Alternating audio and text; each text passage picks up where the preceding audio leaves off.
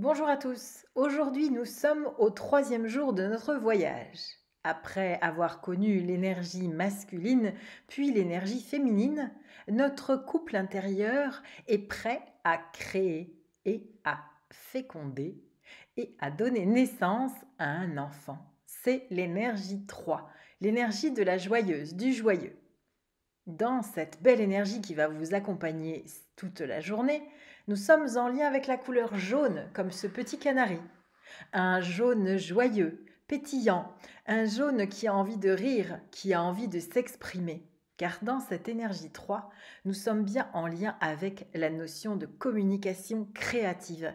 Il y a une place importante dans la parole, dans le rire, dans le contact avec l'enfant intérieur. C'est la prise de parole qui permet de créer dans le monde. C'est cette joie spontanée, cette innocence, cette imagination forte des enfants, ce rire et aussi ce partage, tous les réseaux qui peuvent se mettre en place. Dans l'énergie 3, on va retrouver aussi ce grand talent d'imagination. Imaginé par les images, comme le nom l'indique, car il y a un lien très fort à l'image. D'où l'importance pour les énergies 3 d'être en lien, de partager, de communiquer, d'écrire.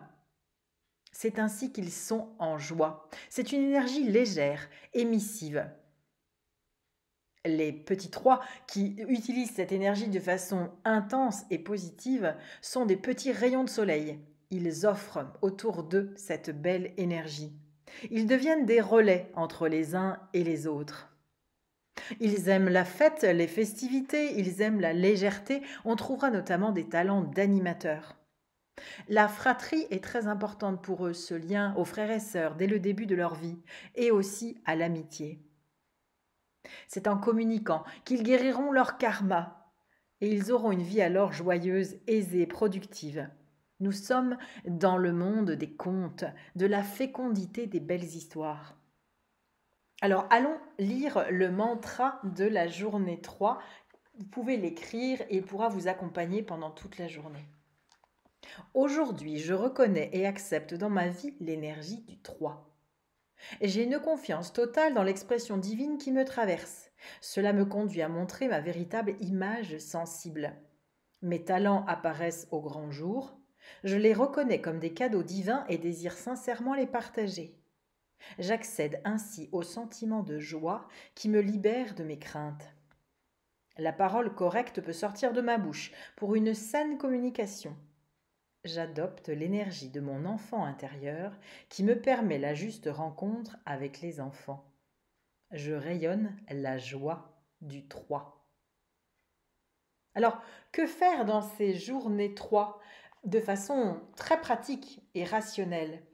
Le jour 3 est donc le domaine de la communication et de la créativité.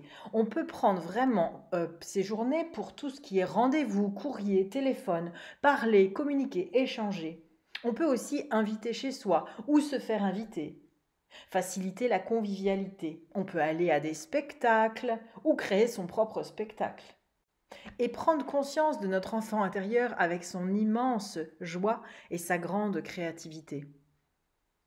Ce sont des journées que j'aime particulièrement, car dès que l'on se met en lien avec la communication, même si on sent que ça peut bloquer, cela réouvre cette énergie. Il y a aussi un lien très fort avec la valeur, la valorisation de soi-même, notamment en lien avec le physique, l'image que l'on redonne, que l'on donne aux autres et que l'on perçoit. Donc aussi le lien à l'argent. Voilà donc cette énergie 3, très belle, très joyeuse. Je vous invite vraiment à la vivre intensément aujourd'hui. N'hésitez pas à appeler des amis, n'hésitez pas à communiquer. C'est le jour pour cela et vous verrez directement l'effet de cette belle énergie sur votre vie. Je vous souhaite une très belle journée avec cette héroïne et je vous invite à venir partager vos ressentis par écrit. Car ce soir, il n'y aura pas de rendez-vous, c'est le week-end. Alors on se retrouve demain soir, normalement, ou sinon lundi. Mais venez partager par écrit toutes vos expériences sur le groupe 9 jours dans ma vie. Belle journée!